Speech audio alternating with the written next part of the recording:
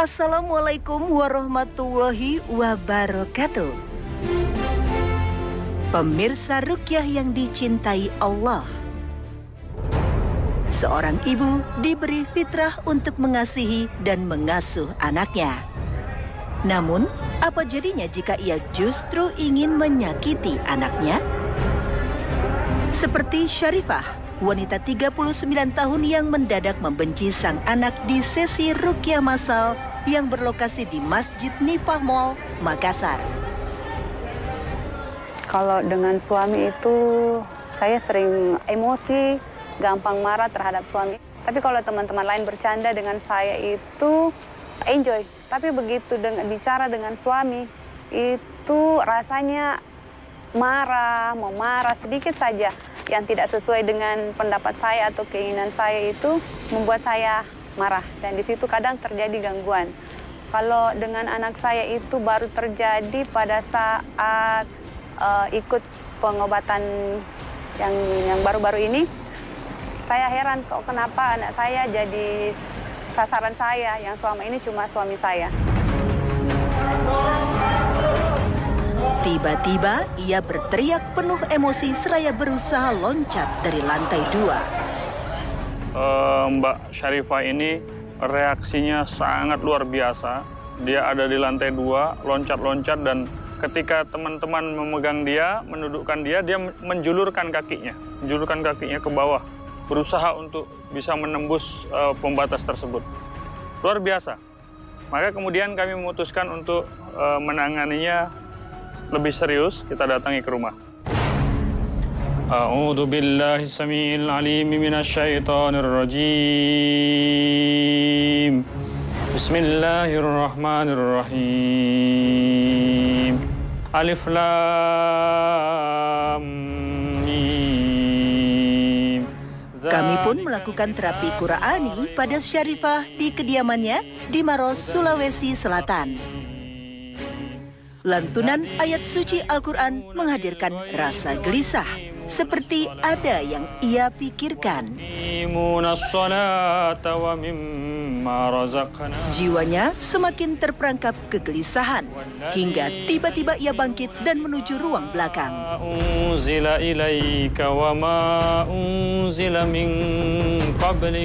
Jarinya menunjuk ke sosok yang duduk di ruang dalam, dan kedua tangannya memegang leher sendiri. Ibu dari satu putri ini mendadak masuk ke ruang dalam dan mendekati sesosok wanita paruh baya. Ketika di ruqyah, Bu Syarifah ini awalnya menangis dan ia langsung saja pergi menuju ruangan belakang di mana ibunya sedang duduk. Dan di situ ia langsung meraih kaki kiri ibunya dan memukul-mukul kaki ibunya. Saya sungguh kaget. Ya Allah, kok bisa seorang anak memukul-mukul, menyalahkan ibunya atas apa yang telah terjadi dalam kehidupannya. وَلَقَدْ عَلِمُوا لَمَنِ اشْتَرَاهُ مَا لَهُ فِي الْآخِرَةِ مِنْ خَلَاقٍ. Kenapa? Kenapa? Aku benci. Ayo keluar. A'udzu billahi minasyaitonir rajim. Bismillahirrahmanirrahim. وَاتَّبَعُوا مَا تَتْلُو الشَّيَاطِينُ عَلَى مُلْكِ سُلَيْمَانَ. Ustadz Muhammad Zunaidi kembali fokus meruqyah Syarifah. Dan ia tiba-tiba meraih sesuatu dari bawah meja.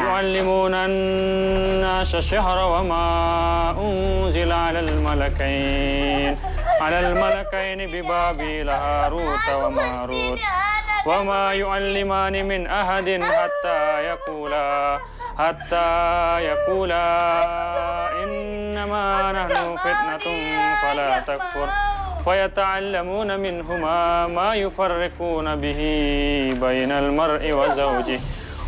Kebenciannya yang begitu mendalam terhadap anaknya membuat ia semakin tidak kontrol. Alal malakaini bi babil Harut wa Marut. Saya membantu mengusap punggung serta titik vital yang kerap dihuni jin, khususnya di area rahim. Caranya dengan memijatnya di area perut bagian bawah dan menariknya ke atas. Alhamdulillah, terapi kali ini cukup berhasil. Untuk melengkapi terapi, Ustadz Zunaidi bertanya, apakah keluarga menyimpan benda-benda bertuah? Waktu saya menyebutkan itu badik, saya terlintas saja di kepala sebut badik. Saya awalnya tidak ada arah kalau badik itu ternyata tempatnya jin itu. Ya, saya cuma tiba-tiba saja dalam kepala saya mengingat badik, mengingat buku. Kalau yang benda-benda kayak batu tadi, itu juga terdorong sendiri untuk melangkah ke sana. Rupanya, sang ayah menyimpan badik kecil yang ia gunakan untuk penjagaan. Bismillahirrahmanirrahim. Tak disangka, Syarifah justru tertawa geli saat Ustadz Zunaidi meruqyah badik milik orang tuanya. Walladzina kafaru awliya'uhumut tagut. Awliya'uhumut tagut yukhrijunahum minan nuri ilal zulumat. Ulaika ashabun nar hum fiha khalidun. Mana tempatmu? Mana tempatnya? Meski jin dalam tubuh Syarifah memohon-mohon untuk tidak dimusnahkan, namun Ustadz Zunaidi tak gentar dan terus mencari benda lain. Mau, jangan dibakar. Itu punya aku.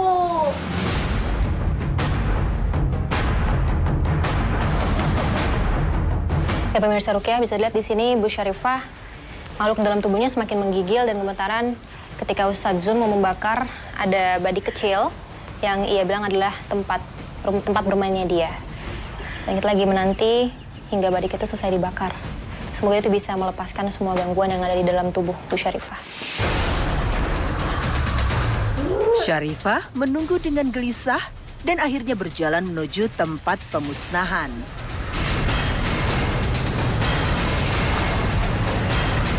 Ia pun bergetar seketika dan lemas menjatuhkan diri.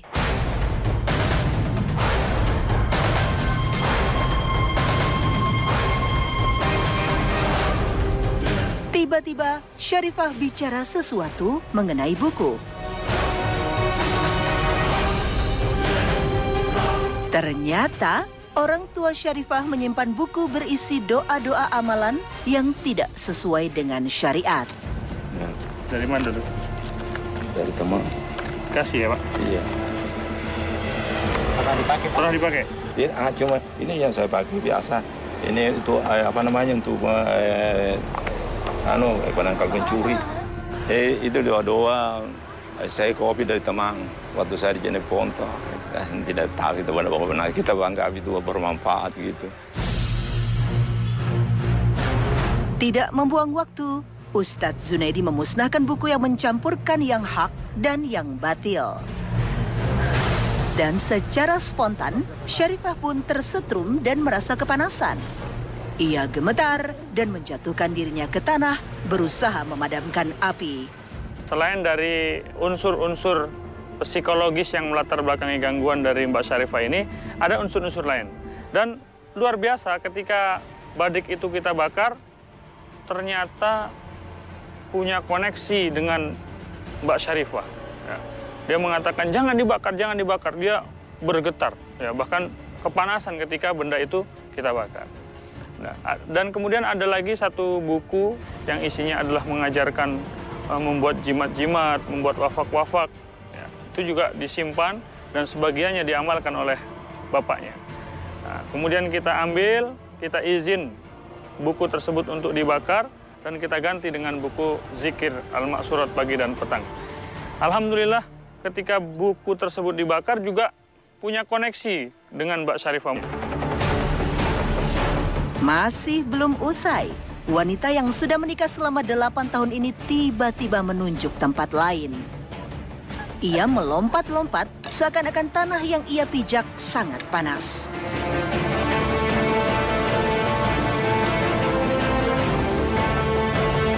Syarifah bergegas masuk rumah dan menelusuri kamar. La ilaha illallah. Ia mencari sebuah batu kecil pemberian teman yang akhirnya Syarifah ikhlaskan. La ilaha illallah wahdahu la syarika lah. Lahul mulku wa lahul hamdu wa huwa ala kulli syai'in qadir. Keberadaan benda-benda yang dianggap keramat atau memiliki tuah justru mengikat seseorang dan memberi ruang bagi jin dan setan untuk menguasai raga.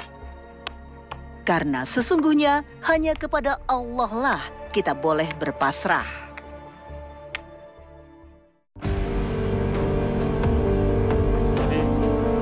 Sesungguhnya orang-orang beriman adalah mereka yang apabila disebut nama Allah gemetar hatinya.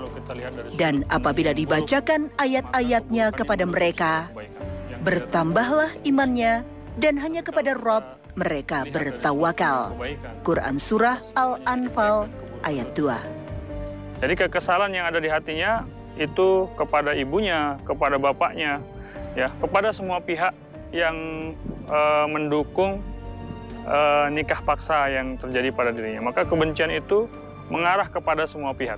Tapi setelah kita pahamkan bahwa jodoh kita, rezeki kita, kematian kita, ajal kita telah ditetapkan Allah Subhanahu wa Ta'ala, dan kita sebagai seorang hamba harus menerima ketetapan Allah tersebut dengan mauqif imaniyah, dengan sikap keimanan, maka Mbak Syarifah ini kemudian bisa menerima. Alhamdulillahirabbil alamin.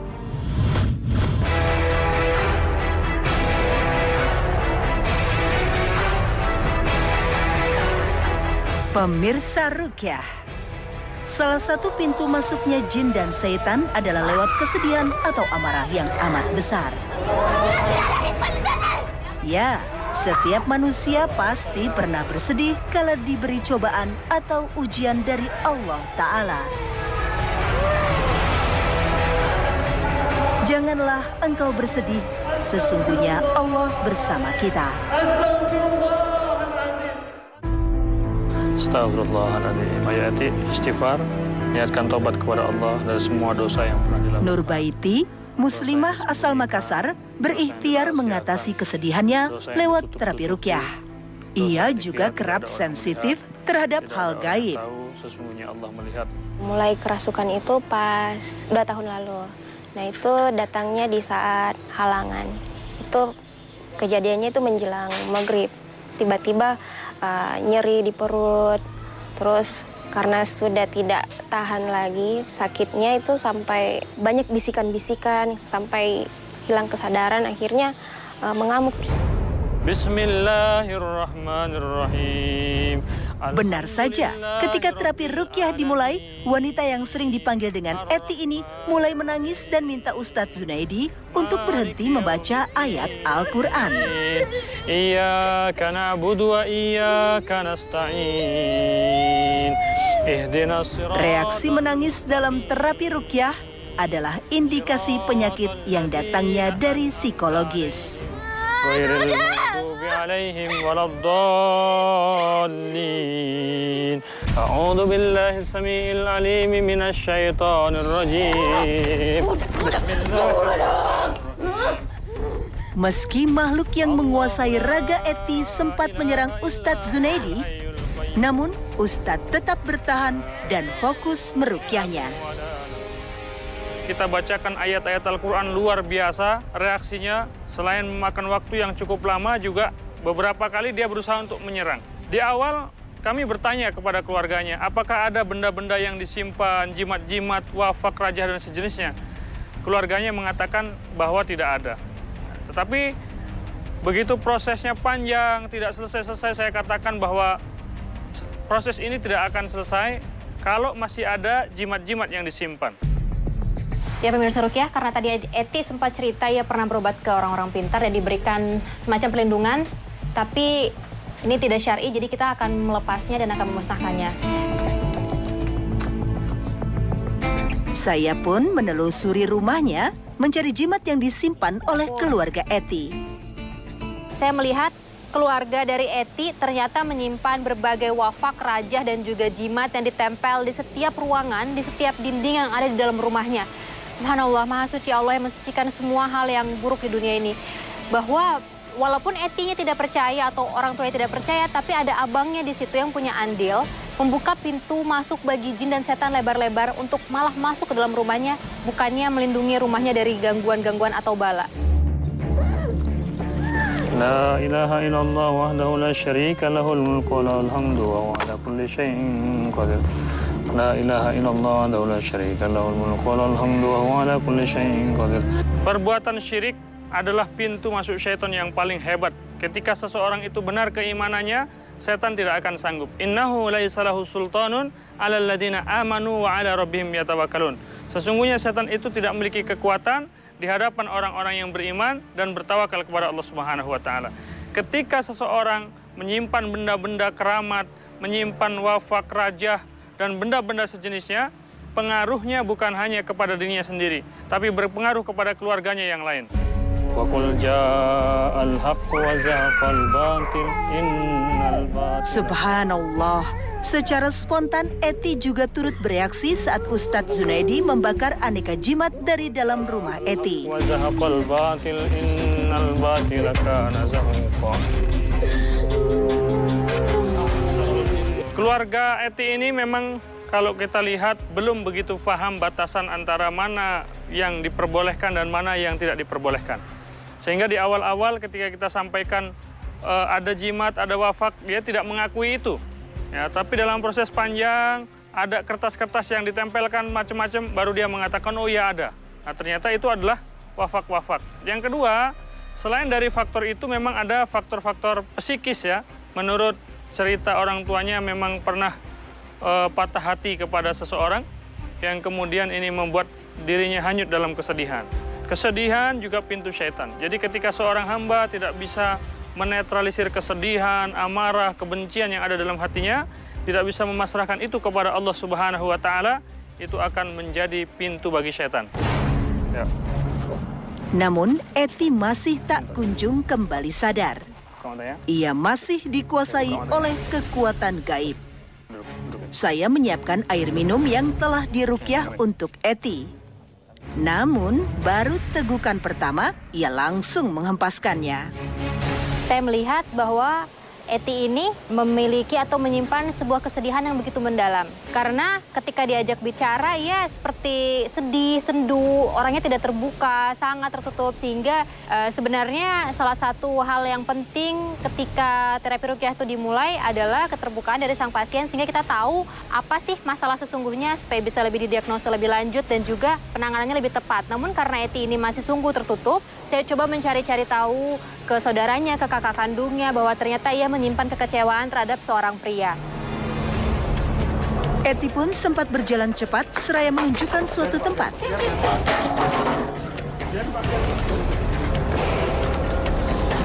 Dan ia menggali tanah di sudut luar rumahnya.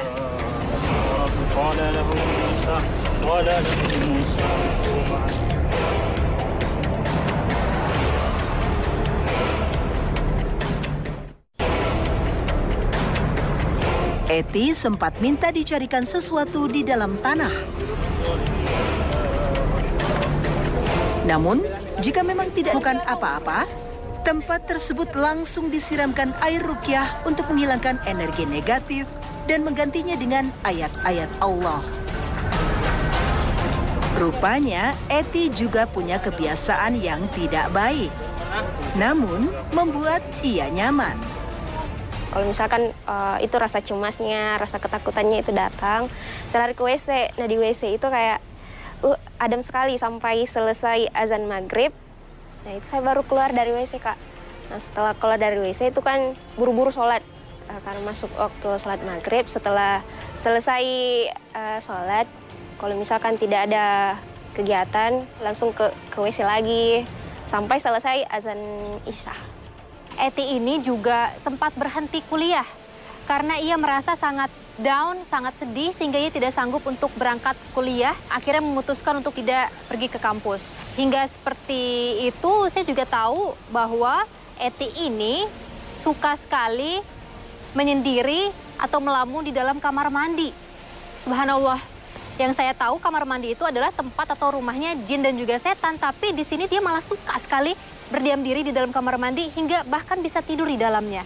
Dan di sini memang akhirnya memang terbukti bahwa kamar mandi itu atau toilet itu adalah rumahnya setan dan jin, di mana Eti yang memiliki gangguan jin ini suka sekali di situ. Alhamdulillah, Eti berhasil disadarkan. Gangguan jin jika datangnya dari penyakit psikis membutuhkan waktu untuk menyembuhkannya. Perlu keikhlasan dan kepasrahan pada putusan Allahu Rabbi. Jadi ketika setan itu masuk ke dalam tubuhnya Eti, maka setan itu menjadi driver, menjadi supir yang menyuruh, memerintahkan Eti untuk melakukan sesuatu yang tidak selayaknya dilakukan. Seperti misalnya di kamar mandi terlalu lama, bahkan dia bisa tidur dan nyaman di kamar mandi. Itu adalah merupakan dampak dari gangguan-gangguan jin yang sudah masuk dalam tubuhnya. Insya Allah begitu gangguan jinnya lepas, kebiasaan-kebiasaan buruk seperti itu juga akan terlepas.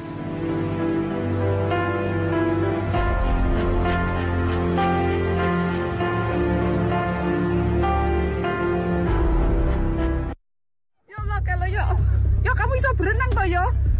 Ya turun aja. Ya Allah. Video aksi heroik pengendara mobil menolong korban banjir di sekitar tol di daerah Ngawi, Jawa Timur viral di media sosial. Video yang diunggah melalui laman